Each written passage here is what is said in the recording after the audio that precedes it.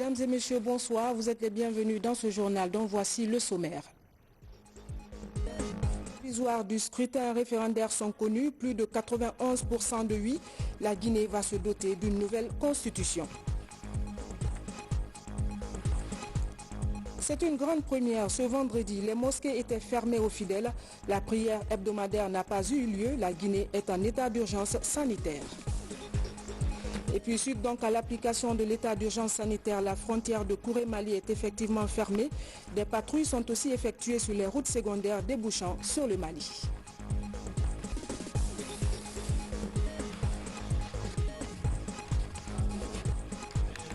Bonsoir à tous. Le score est écrasant, plus de 91% de oui. La Guinée va se doter d'une nouvelle constitution. Les résultats du référendum sont tombés cet après-midi, ainsi que ceux des élections législatives. Le point avec Makemedozo. Plus de secrets sur le scrutin référendaire du 22 mars dernier. Le président de l'institution électorale rend public les résultats provisoires du référendum. Le oui triomphe sur le non, avec un écart sans appel. Résultats provisoires. Référendum constitutionnel du 22 mars 2020. Total général des inscrits, 5 179 600. Total général des bureaux de vote, 16 302. Total général des bureaux de vote pris en charge, 13 782, soit 84,54%. Total général des votants, 3 168 961. Total général des bulletins nuls, 50 101, soit 1,58%. Total des suffrages valablement exprimés, 3 118 860, soit 61,18%. Répartition des suffrages. Le oui, 2 856 675, soit 91,59%. Le non, 262 185, soit 8,41%. Après le dossier référendaire, Maître Amadou Salif Kébé commence les législatives. Le scrutin uninominal est le premier qui tombe. Le contenu de 17 procès-verbaux sur 38 circonscriptions électorales est dévoilé. Nous commençons par Fria. Résultat provisoire des élections législatives du 22 mars 2020. Scrutin uninominal majoritaire à un tour. Région de Bokeh, circonscription de Fria. Nombre de sièges à pourvoir, 1. Nombre de bureaux de vote, 146. Nombre de bureaux de vote pris en charge, 125, soit 85,62%. Total des inscrits, 40 594. Total des votants, 20 427. Nombre de bulletins nuls, 2 443, soit 11,96%. Suffrage valablement exprimé, 17 984.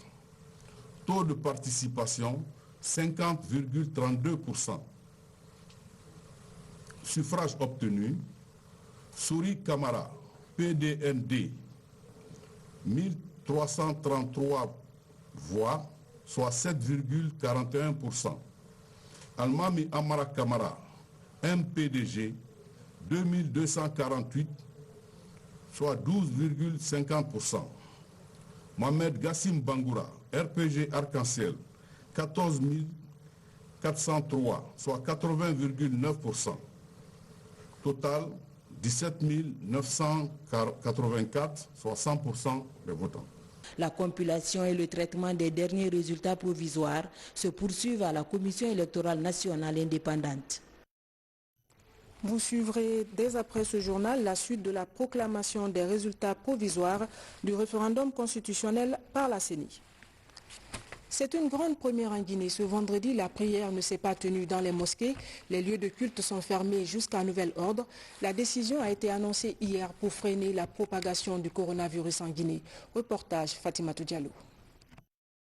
On se croyait dans une cité fantôme. À 14 h, aucun appel n'est sorti des minarets. De Conakry au sud du pays, tous les lieux de culte musulmans étaient silencieux. Une mesure sanitaire pour freiner la propagation de la grande terreur du moment. Les érudits appréhendent la réalité avec philosophie. Dans l'islam même, ce n'est pas daté d'aujourd'hui. Au temps du prophète Mohammed sallallahu alayhi wa sallam, quand il y avait le grand pluie, que le musulman ne peut pas se déplacer facilement, il avait ordonné son muezzin, Bilal, de dire aux gens que chacun n'a qu'à prier là où il est. Alors ça c'est la pluie. Avec cette épidémie aussi, l'histoire islamique nous enseigne que le prophète Mohammed sallallahu alayhi wa sallam avait instruit les fidèles. Si toutefois l'épidémie est annoncée dans un endroit ou bien dans un pays, il a donné deux instructions. Les habitants de ce pays-là, de rester là où il est, de ne pas bouger, de ne pas sortir. Pour les autres qui sont hors de ce pays ou bien de cet endroit, de ne pas oser de venir là, comment ça y a l'épidémie. La grande mosquée Faisal est pour la première fois sans écho depuis son inauguration en 1984. Il en sera ainsi pour un premier temps 2 semaines durant, conformément à la décision du chef de l'État pour éviter tout regroupement. La décision est suivie aussi à l'intérieur du pays. Pour éviter le malade. Voilà. Dans les écrits du prophète Mahomet, paix et salut sur lui, il est dit: en cas de grande maladie dans votre localité, ne fuyez pas pour aller vers d'autres lieux. Cela pour éviter la contamination. Et inversement, évitez de fréquenter les endroits où la maladie s'est déclarée.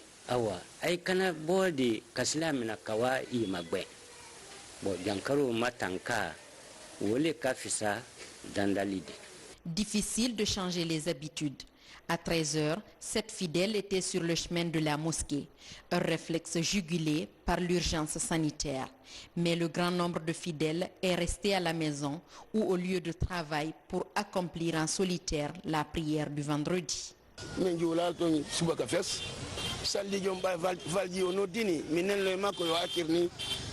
Depuis l'aube, notre mosquée est fermée. J'ai fait prier ma famille à la maison. Les autorités savent que la religion a horreur de la souffrance. Même la Mecque a fermé. Pourquoi pas nous?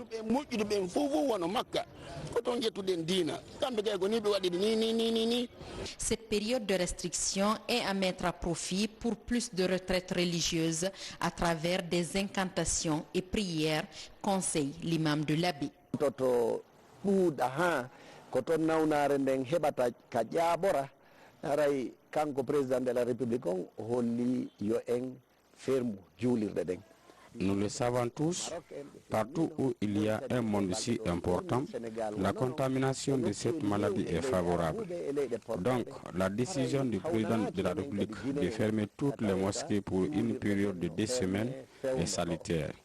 Certains pays du monde musulman avaient fermé leurs mosquées avant la Guinée. C'est pourquoi à ce jour du vendredi, nous avons tous prié à la maison. Car l'islam autorise de prendre les précautions partout où la santé est menacée. Pour que les mosquées ne gardent pas le silence total les 13 prochains jours, le secrétariat général aux affaires religieuses autorise les muezzins à faire des appels à la prière en guise de rappel des heures aux pratiquants. Des appels pour encourager à rester chez soi pour accomplir les 5 prières quotidiennes. Pendant ce temps, le transport public aussi connaît un changement d'habitude. Désormais, les taxis ne sont plus autorisés à prendre plus de 3 passagers, peu importe le tronçon. C'est l'une des mesures annoncées par le président Alpha Condé dans l'état d'urgence sanitaire pour lutter contre la pandémie. Reportage Al-Gassim Mouba. Dans ce taxi, 4 passagers à bord. Le chauffeur croit avoir respecté les mesures annoncées par le président de la République. Des mesures qui demande pourtant 3 passagers par taxi. Incompréhension ou mauvaise foi, passagers et chauffeurs sont toutefois unanimes que la réduction des passagers permet d'éviter la propagation du coronavirus.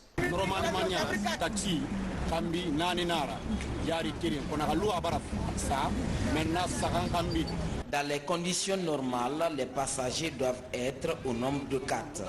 Si des mesures sont prises pour réduire le nombre à 3 pour éviter le coronavirus, cela est salutaire.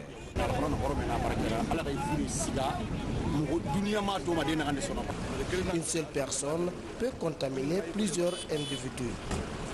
Essayons de respecter les mesures prises par les autorités. Le Covid-19 continue à secouer le monde entier. Avec l'état d'urgence sanitaire décrété par le chef de l'État, les minibus qui prennent une vingtaine de passagers habituellement voient leur nombre de passagers réduit à 10 personnes au maximum. Les chauffeurs de ces minibus apprécient ces mesures mais sollicitent un accompagnement des autorités. Cette maladie préoccupe tout le monde. Les mesures prises par les autorités pour la réduction du nombre de passagers sont bonnes, mais elles doivent nous accompagner.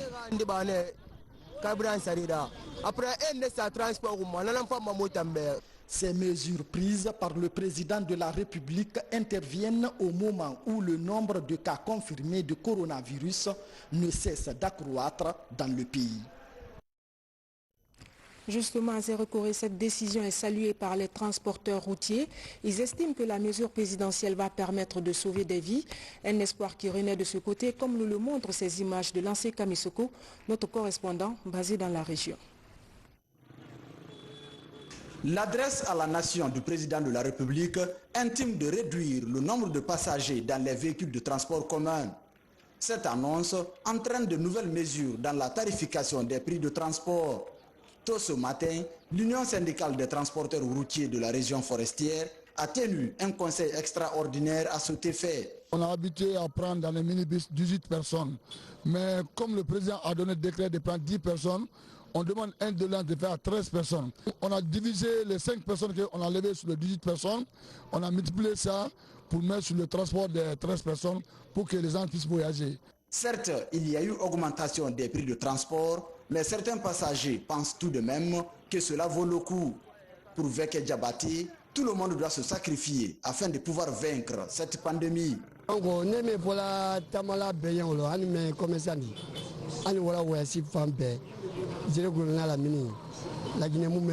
Nous qui voyageons partout, ces mesures sont prises pour la sauvegarde de notre santé. Nous devons donc accepter cette souffrance temporaire pour le bien de tous. Pour une durée de 30 jours renouvelable, cette adresse à la nation du professeur Alpha Condé ferme également toutes les frontières du pays. Exception faite au transport de marchandises, dont le nombre de convoyeurs est limité à 2 apprentis plus un chauffeur. Des convoyeurs qui seront aussi soumis au principe d'isolement pendant 14 jours. Et pour parler de ces différentes mesures de lutte contre le Covid-19 en Guinée, je reçois un invité de parcours, professeur Abdoulaye Touré. Il est le directeur général de l'Institut national de santé publique. Bonsoir, monsieur Touré. Merci de répondre à notre invitation. Nous allons décortiquer ensemble les reportages qui sont passés tout à l'heure. Vous avez vu avec nous l'état d'urgence sanitaire décrété par le président de la République. Des mesures ont été appliquées, notamment les mosquées étaient fermées ce vendredi. Le dispositif sanitaire est renforcé à tous les niveaux. Est-ce que ces mesures sont suffisantes? Bonsoir Madame Camara. D'abord, merci pour cette invitation. Ces mesures, comme nous l'avons entendu tout à l'heure, sont des mesures qui sont très fortes. Je pense que c'est une première dans notre pays. Nous avons tout intérêt à les appliquer strictement. Je pense que si nous les observons tels que consignés dans la déclaration de Monsieur le Président, je pense qu'elles peuvent effectivement contribuer à réduire considérablement le risque de propagation de cette épidémie dans notre pays. En tant que spécialiste, c'est quoi votre plus grande crainte aujourd'hui? Ma plus grande crainte, c'est 2 choses. La première chose, c'est, on va dire, cette épidémie de fausses informations qui circule et qui met parfois en difficulté les instructions données par les autorités politiques et sanitaires. Donc nous constatons actuellement à travers les réseaux sociaux et d'autres mécanismes une forme d'infodémie, si je peux me le permettre. Des fake news. Des fake news qui circulent et qui parfois, pour un citoyen qui n'est pas suffisamment informé, peut parfois douter de ce que les autorités politiques et sanitaires donnent comme instruction. Et la deuxième crainte, que les citoyens, parce que l'application de ces mesures, c'est d'abord une application individuelle, que les citoyens n'arrivent pas à respecter scrupuleusement des mesures individuelles, parce que nous avons constaté que le risque de transmission est extrêmement élevé lorsque les gens ne respectent pas des mesures. Si ces mesures sont respectées, vous pensez que ça peut vraiment contribuer à réduire à freiner la propagation du virus? Évidemment, parce que les mesures qui sont prises depuis hier correspondent pour l'instant à l'état, au niveau de l'épidémie qui se trouve dans notre pays, parce que nous sommes à ce jour à 8 cas. Nous ne sommes pas dans une situation avec des milliers de cas comme nous l'observons dans les pays occidentaux. Je pense que ces mesures sont suffisamment fortes pour freiner, si jamais nous citoyens appliquons scrupuleusement ces mesures. Est-ce que la Guinée dispose aujourd'hui de suffisamment de tests de dépistage du coronavirus? C'est une question intéressante parce que, comme vous le savez, c'est une nouvelle maladie et nous, en tant que spécialistes, notre crainte au tout début était de mettre en place des outils de diagnostic parce que ce n'était pas évident. C'est des tests de diagnostic qui n'étaient pas disponibles avant et qui le sont maintenant. Donc je peux vous assurer qu'à ce jour, nous avons suffisamment de tests. Pas plus tard que cet après-midi, le ministère de la Santé a reçu près de 20 000 tests pour le dépistage. Un don de la Chine? Pas un don de la Chine, mais plutôt, on va dire, de la fondation Alibaba qui a octroyé plus d'1 million de tests aux pays africains et nous avons reçu notre part aujourd'hui. Et il est également attendu d'ici ce dimanche ou lundi 1000 tests qui viendront et s'ajouteront également 1000 autres tests avant la fin de la semaine prochaine. Mais nous ne pouvons pas dire si c'est suffisant ou si c'est insuffisant parce que tout dépendra des besoins sur le terrain. Mais cela est régulièrement évalué par le ministère de la Santé. Je rappelle, professeur Abdoulaye Touré, que vous êtes notre invité de parcours. Donc restez avec nous, je vous reviens. Autre mesure, direction Kouré-Mali, un des points frontaliers les plus actifs du pays. L'état d'urgence sanitaire est rentré en application ce vendredi. Le trafic est réduit, seuls les gros porteurs sont en activité. Valérie Talimane. Une mesure dure mais nécessaire. C'est cela que représente la fermeture des frontières. Au lendemain de cette décision, Kouré-Mali se retrouve presque désert. Les activités sont au ralenti. Aucune traversée possible dans cette frontière guinéo-malienne. Le service mixte, armée de terre, gendarmerie et douane, veille à l'application correcte des mesures d'urgence sanitaire. La fermeture maintenant des frontières Kouré-Mali est effective. Depuis la tombée maintenant du décret présidentiel, la rentrée et la sortie est formellement interdite. Et nous sommes maintenant des gendarmes. Dans la période de crise ou bien l'épidémie ou bien épizootie, la gendarmerie joue un rôle très important concernant maintenant la lutte contre ces pandémies. La fermeture du barrage guinéo-malien est l'un des moyens pour l'État guinéen de limiter toute propagation du Covid-19.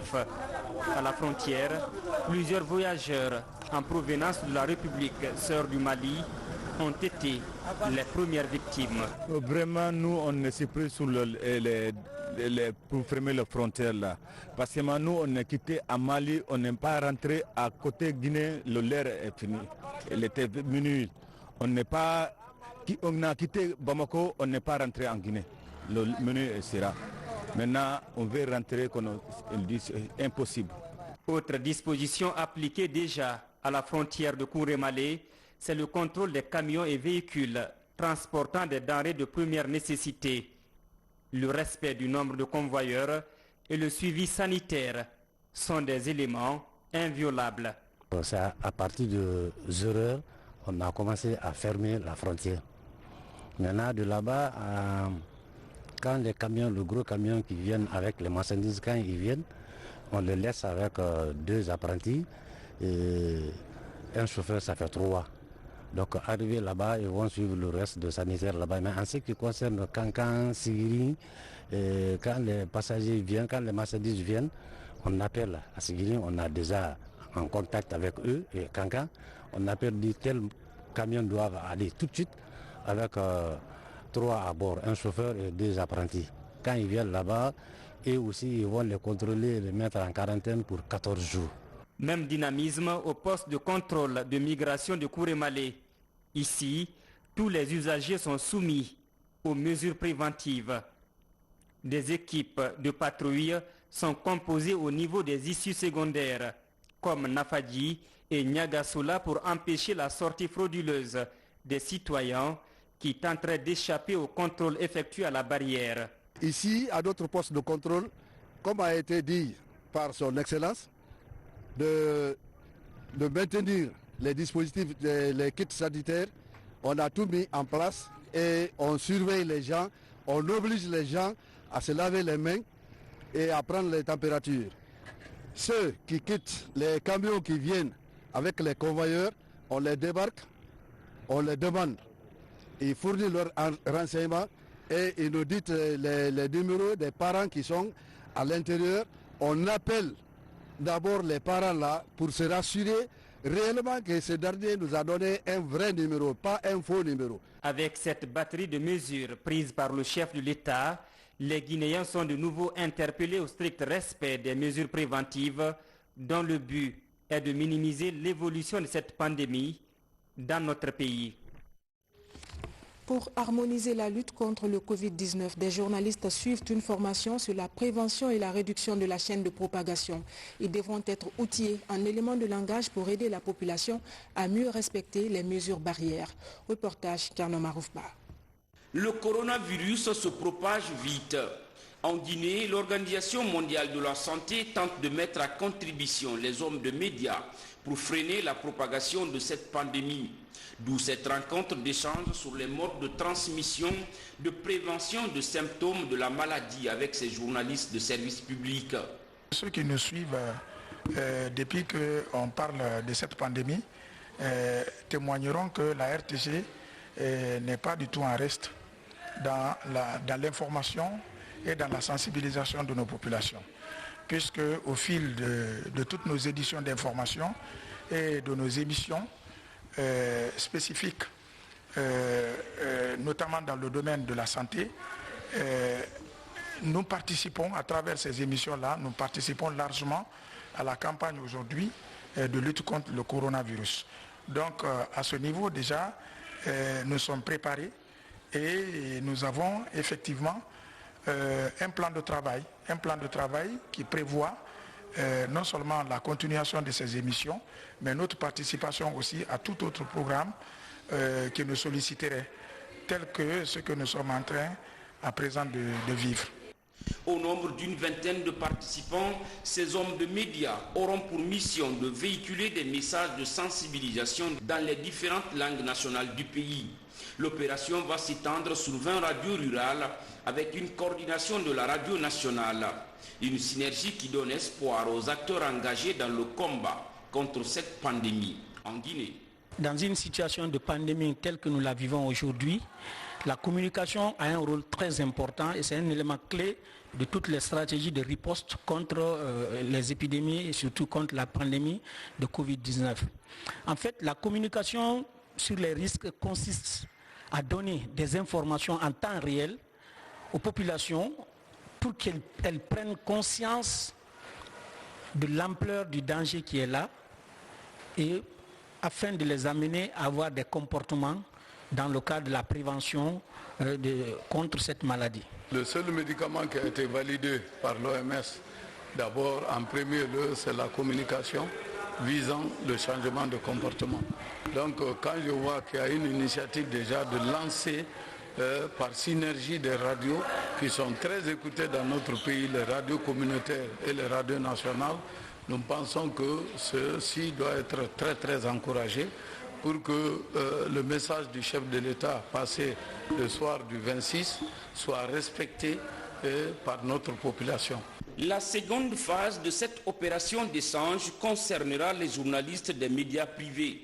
L'idée de l'Organisation mondiale de la santé et de l'Agence nationale de sécurité sanitaire est de mettre la communication au cœur du combat afin de mieux gérer cette pandémie qui a fait plus de 20 000 morts dans le monde. La Guinée a enregistré 8 cas confirmés de Covid-19 et une personne guérie. Les bonnes volontés commencent à se manifester pour accroître les ressources de riposte.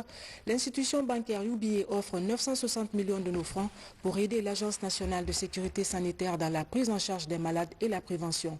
Reportage Mounir Bari, Moussa Koumara. Le département de la santé bénéficie près d'1 milliard de francs guinéens pour la lutte contre le Covid-19. Le geste est de l'institution bancaire UBA. Désormais, la synergie d'action sera de mise pour combattre cette pandémie. Yesterday, United Bank for Africa Group announced a total amount of... La journée d'hier, le groupe UBA a fait une annonce disant qu'elle offrait 14 millions de dollars en pays africains dans lesquels UBA est implanté. UBA Guinée étant une filiale du groupe, nous avons reçu notre montant du partage et nous avons tenu à l'offrir aux autorités locales, au gouvernement, pour montrer que partout où UBA est installé, nous avons à cœur le bien-être des populations et nous nous impliquons dans tout ce qui touche justement à ce qui arrive à la communauté. Et cette crise, cette pandémie fait partie des combats dans lesquels nous nous impliquons. Le pays a enregistré 8 personnes testées positives selon l'Agence nationale de sécurité sanitaire. Soucieux des conséquences dévastatrices de la pandémie sur la santé des citoyens, ces acteurs œuvrent pour limiter la propagation de la pandémie qui fait des ravages à travers le monde. Nous disons merci pour cet appui qui vient en pandémie, car ça va permettre au ministère de la Santé, à travers l'Agence nationale de sécurité sanitaire, pour répondre à certaines de nos préoccupations. Donc, il y a des achats qu'il faut faire, donc nous pouvons que nous en réjouir par rapport à ce geste. Vous savez que le monde aujourd'hui est éprouvé par cette pandémie qui aujourd'hui est en train de faire des pertes en vies humaines, de nos pertes. Et sans oublier la Guinée, nous avons commencé à recevoir de nouveaux cas. Donc il est aujourd'hui urgent que nous prenions toutes les mesures nécessaires afin d'éviter au grand maximum l'évolution drastique de cette pandémie dans notre pays. Pour contrer la propagation de la pandémie dans le pays, le ministère de la Santé veille au respect strict des consignes données par l'Organisation mondiale de la santé. Les autorités appellent au civisme, à la vigilance et surtout au respect des règles d'hygiène. Les hôpitaux sont des centres de traitement, mais certains commencent à faire la sensibilisation pour freiner la propagation du virus. Au CMC Les Flamboyants, un rituel se développe. Patients et accompagnateurs de malades sont sensibilisés aux gestes barrières. Suivez la directrice de cet hôpital et un patient rencontré sur ces images.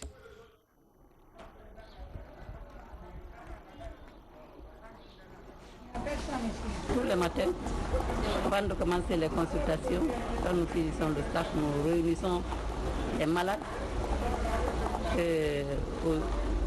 autour de cette pandémie-là pour leur donner d'amples explications pour la prévention. C'est capital pour nous parce que, on n'a pas trouvé encore le médicament efficace contre ce virus-là.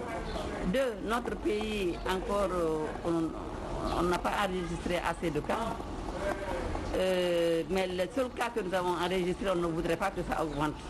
Donc pour ça, c'est pour cette raison que nous donnons d'amples informations avec les malades qui sont là pour qu'ils prennent leurs dispositions et pour la prévention de cette pandémie-là. Pour sensibiliser les gens, vraiment c'est très important. On doit faire ça tous les jours, surtout, et sensibiliser les gens dans les quartiers aussi, parce que ce n'est pas tout le monde qui vient à l'hôpital. Il faut qu'ils forment des équipes qui doivent aller dans des concessions, sensibiliser tout le monde, parce que la maladie, là, vraiment, c'est une pandémie vraiment qui tue beaucoup de personnes.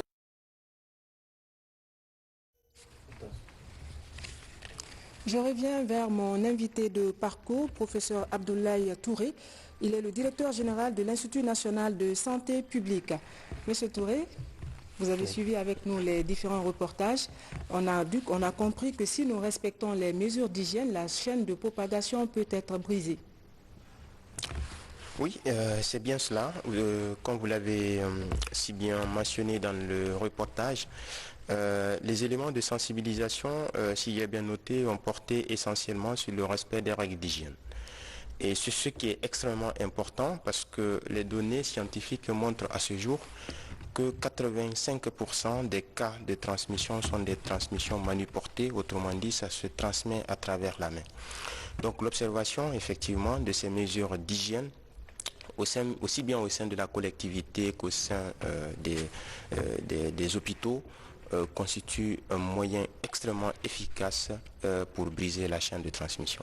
Est-ce que le dispositif sanitaire est performant et suffisant aujourd'hui pour la prise en charge des différents malades?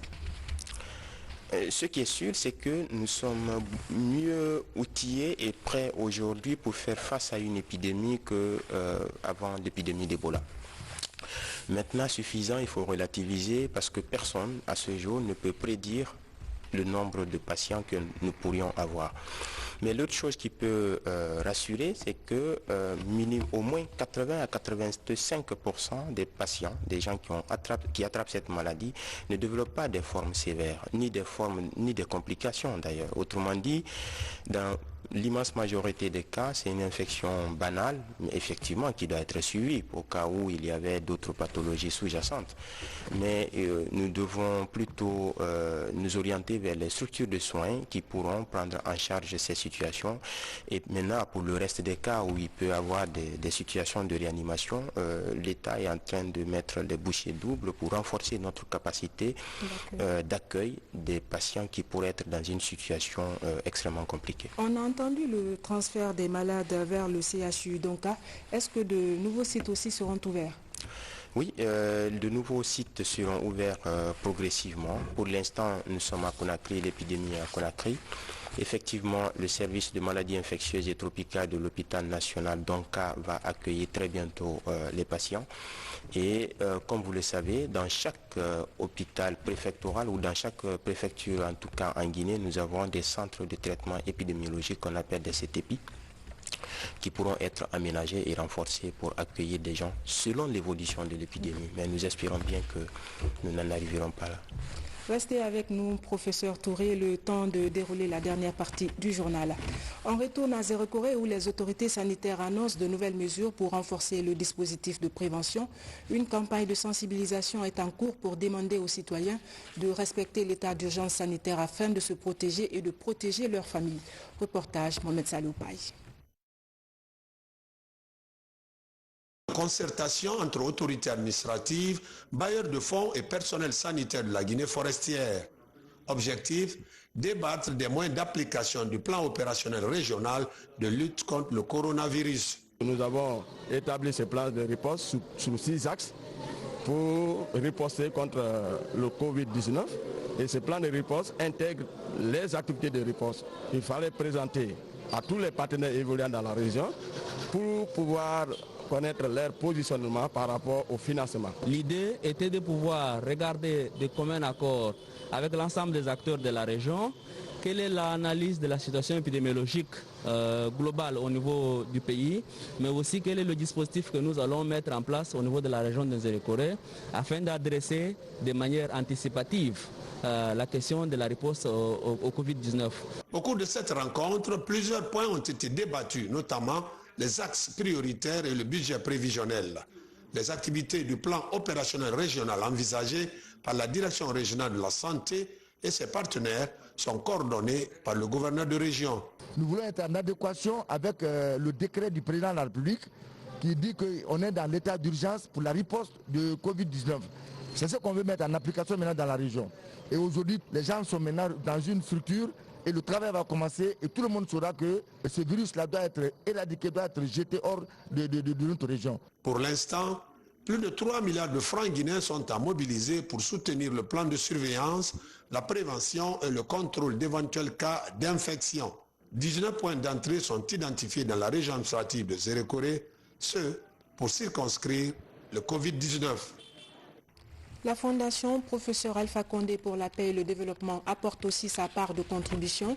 Elle vient d'offrir des kits sanitaires à la population de Tombolia, un geste qui s'inscrit dans la lutte contre le Covid-19. Amadou Touré. 24 heures après l'instauration de l'état d'urgence sanitaire en Guinée décrété par le chef de l'État, des ONG passent à l'action pour matérialiser la volonté du président Alpha Condé dans la lutte contre le coronavirus. La Fondation Professeur Alpha Condé pour la paix et le développement durable, FOMPAC en abrégé, s'inscrit dans la même logique. Elle offre des kits sanitaires à la population du quartier Tombolia, commune de Matoto. Il a surtout martelé, n'est-ce pas, sur la distribution des kits, la disponibilité des kits. C'est tout ce qu'on peut faire aujourd'hui pour prévenir, n'est-ce pas, cette pandémie. On sensibilise également, n'est-ce pas, la population.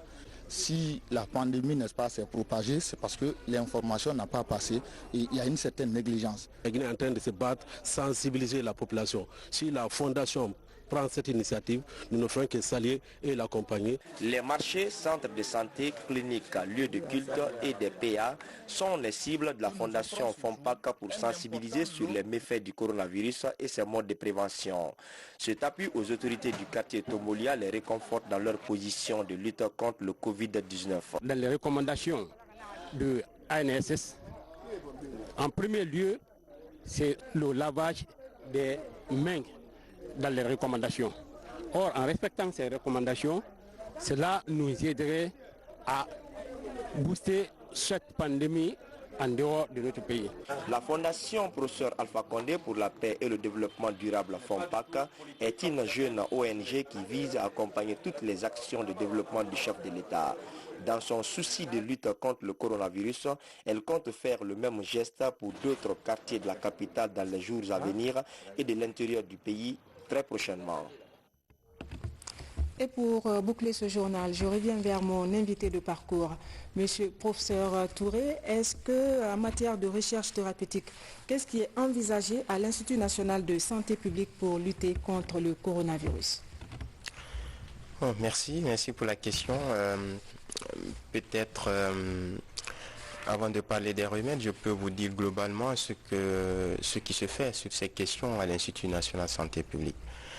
Donc je voudrais simplement rappeler que l'Institut national de santé publique n'a pas commencé à penser au coronavirus aujourd'hui. Depuis 2018, nous suivions les virus grippaux qui circulent dans le pays à travers des sites sentinelles, un certain nombre de centres de santé de la ville de Conakry et certains centres médicaux communaux. Et donc à travers ces données de recherche, nous savions très bien quels étaient les types de virus qui circulaient, est-ce qu'il y avait des anciens coronavirus. Et ces recherches ou cette surveillance allaient permettre, si jamais il y avait eu un nouveau type de coronavirus qui était en Guinée, à travers ce type d'activité, nous l'aurions su, autrement dit, nous aurions su qu'il y avait un virus qui était différent du panel qui existait avant. Et c'est ça aussi de la recherche. Et l'autre chose, actuellement, certes, il n'y a pas de projet de recherche en cours sur les nouveaux traitements. Nous l'évaluons au fur et à mesure. Mais le système est mis en branle. Exactement, le système est mis en branle, les données de recherche, parce que la recherche n'est pas que la thérapeutique, la recherche c'est aussi analyser le mode de transmission qui peut être spécifique au pays. Et actuellement, nous avons des projets de recherche sur la modélisation, la transmission nosocomiale, autrement dit, en milieu hospitalier, et également d'autres types de recherches qualitatives qui peuvent orienter la riposte. Pour terminer rapidement, professeur, quelles sont les personnes qu'il faut soumettre au test aujourd'hui?